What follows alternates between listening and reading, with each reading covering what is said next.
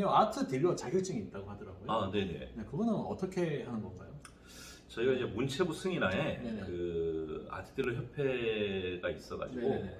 한국직업능력개발원에서 이제 등록된 네네. 아트딜러라는 이제 미술품 판매 네네. 지도사 자격증입니다. 네네네. 예. 사단법인 이제 한국 아트딜러 협회에서 현재 네. 발행하고 있고요. 네. 성장하는 한국 미술 시장에서 이제 네. 작가를 알리고 네네. 작품을 이렇게 판매하는 그런 네. 일들을 하고 있습니다. 아 그래요? 네. 야, 여기 아트 딜러의 자격증 가지고 이렇게 갤러리 K에서 이렇게 활동하고 계신 분들이 꽤 많으신가 봐요. 네. 지금 현재 네네. 한 1,600~1,700명 어? 정도, 예, 아. 그 정도 등록이 돼 있고요. 네네네. 물론 그 중에서 이제 좀 네. 영업을 열심히 하시는 분은 네네. 또 이제 소수겠지만 네네네. 현재 등록돼 있는 수는 한 1,600~700명 정도 되고, 엄청 많네요. 네, 요즘에 근래 들어서 네네. 뭐 매월 한 100명 정도씩은 네. 지금 딜러 자격증을 취득하겠다고 와. 사람 이제 오시고 계십니다. 그러니까요. 네. 야, 전국이 뭐 많은 분들이 다 집에 집 하나에 네, 네. 이 핸드폰을 집 하나에 다 가지고 있듯이 네. 집에다 그림 하나씩은 다 가지고 있어야 될 그런 네. 시대가 이제 오는 것 같아요. 네.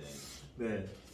아, 그리고 아트 렌탈을 하면 아까 이제 사업자 비용 처리 이제 된다고 했잖아요. 네. 절세 효과가 네네. 된다. 네. 근데 이게 이제 최근에 어떤 이제 사례로 봤을 때 네. 어느 정도 절세가 됐는지 뭐 그런 사례 같은 거 혹시 있으신 사례가 있나요? 그냥 기억나는 법인의 사례 중에.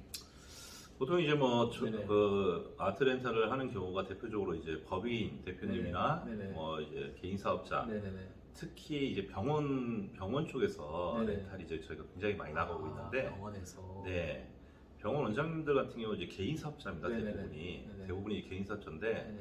이분들이 어느 정도 이제 소득 구간이 높다 보니까 네네. 보통 이제 신고 소득의 네. 한 40에서 50% 정도는 세금으로 다 나간다고 보시면 됩니다. 세금으로. 네. 근데 이제 저희가 이렇게 병원을 네. 아름답게 갤러리처럼 꾸미면서 네네. 렌탈을 하게 되면은 네. 그 렌탈료가 100% 비용 처리가 됩니다. 렌탈을 하게 되네. 네네. 그러면은 만약에 1년에 렌탈료를 예를 들어서 한 네. 1억 정도를 갖다가 냈다 네네네. 했을 때 세금을 한 4~5천만 원 정도 줄이는 효과를 얻을 수가 있습니다. 그렇네요. 네. 아니면 그림을 사도 되는 거잖아요. 근데 네. 법인 입장에서는 네네. 그림을 구입을 하게 되면은 네네네. 한 점당 1,000만 원까지는 비용 처리를 받고, 네. 예, 그 이상에 대한 작품은 이제 2천만 원이다 그러면 1,000만 원까지는 비용 처리를 받고, 1,000만 원까지 예, 밖에 안 되구나. 한 점당 이제 1,000만 원까지는 비용 처리를 받고, 네, 그 개인 사업자인 병원 원장님들이 이제 그림을 네. 구입하는 경우에는 네네. 사실 개인 사업자는 비용 처리가 안 됩니다. 안 돼요. 구입은. 구입은 안 되는구나. 예. 대신에 렌탈은 가능합니다. 렌탈만 가능하군요. 네. 그럼 렌탈은 어느 금액까지 가능한 거예요? 비용 처리. 보통 이제 그 병원에 아니면 법인에 네네. 매출이나 네네. 뭐 이익이나 네. 뭐 이제 순이익이나 이런 거를 봐서 네네. 적정 범위라는 게 있습니다. 네네네. 예. 그 예를 들어서 뭐 법인 같은 경우는 매출의 1%, 아, 연매출의 1%, 매출 예, 1%. 렌탈료가 1%, 네네.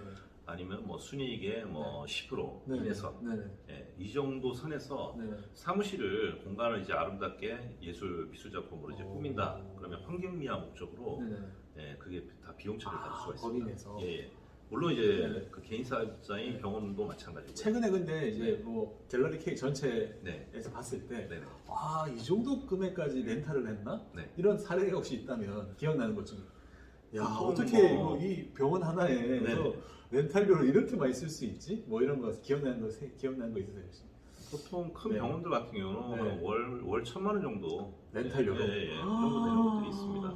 월 렌탈료가? 네, 네. 야 그러면 물론 이제 뭐 한 네네. 300만 원, 400만 원 뭐 이 정도 선도 있고. 네네. 예. 제일 많이 렌탈료 나가는 네, 게 보통 한 뭐 많이 나가는 데가 월 1,000만 원 정도. 근데 이제 그게 다 되는 비용으로 거죠. 쓴 거니까 네네. 어차피 그게 세금으로 나갈 거 네. 어차피 그 이제 병원의 이제 깔끔한 어떤 이미지, 고급스러운 이미지를 때문에 그거를 렌탈을 해서 그걸 이제 비용 처리를 한 거니까. 네, 그렇죠. 야 그런 경우가 있겠네요. 네네.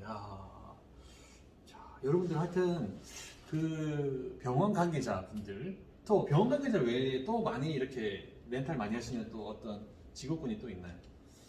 지금 호텔 쪽도 호텔 쪽도 많이 하시는군요. 호텔 쪽도 지금 네네. 계속 그 네네. 렌탈 쪽에 문의가 이제 서서히 들어오고 있는데 그렇죠. 호텔, 뭐 리조트 예. 이런 쪽도 많이 되겠네요. 뭐 그래서 로비라든가 네. 복도라든가 보면은 네. 기존에도 이제 네. 미술 작품들이 걸려 있는 곳들이 그렇죠, 많습니다. 그렇죠. 그래서 이제 대부분 네. 그냥 순수 구매를 그냥 구입을 해서 네. 하는 경우가 많았던 것 같고요. 근데 그게 1,000만 원밖에 안 예. 된다면서요, 여기.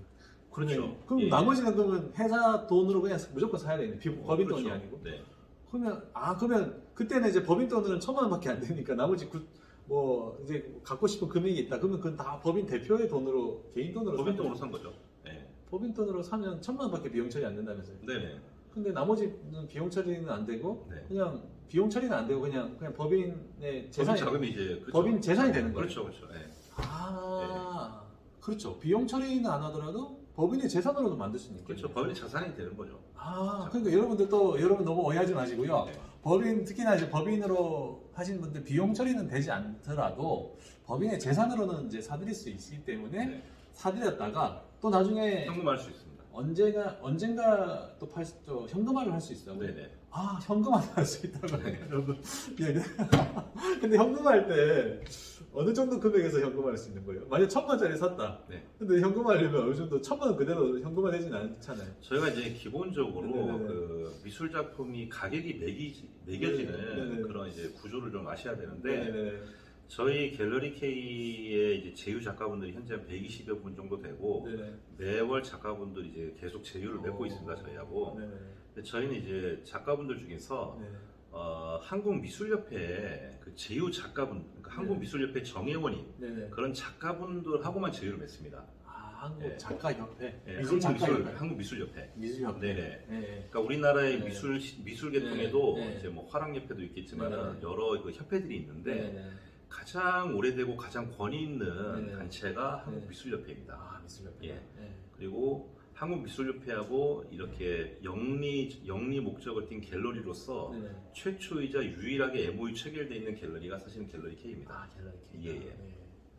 한국미술협회에 속해 있는 정회원 분들하고 네네. 제휴를 맺는 네네. 이유는 그분들 같은 경우는 이제 순수히 그림으로만 전업으로만 네네. 자기가 작품 활동으로만 8년 이상을 네. 이렇게 활동을 하셔야 네네. 한국미술협회 정회원이 되는데 그 수가 3만 명이 넘습니다. 그래요? 예. 그런데 이제 그렇게 돼야만 네네. 호당 가격 확인서라는 걸 발행받을 수가 있습니다. 그게 예. 그런 게 있어요. 예. 호당 네. 가격 확인서. 네. 네. 그 가격을 제 작가의 가격, 그림 작품 가격을 네. 저희 갤러리가 매기는 게 아니라 그렇죠, 그렇죠. 엄연히 한국미술협회 그 호당 가격 확인서가 발행이 되는데 네네.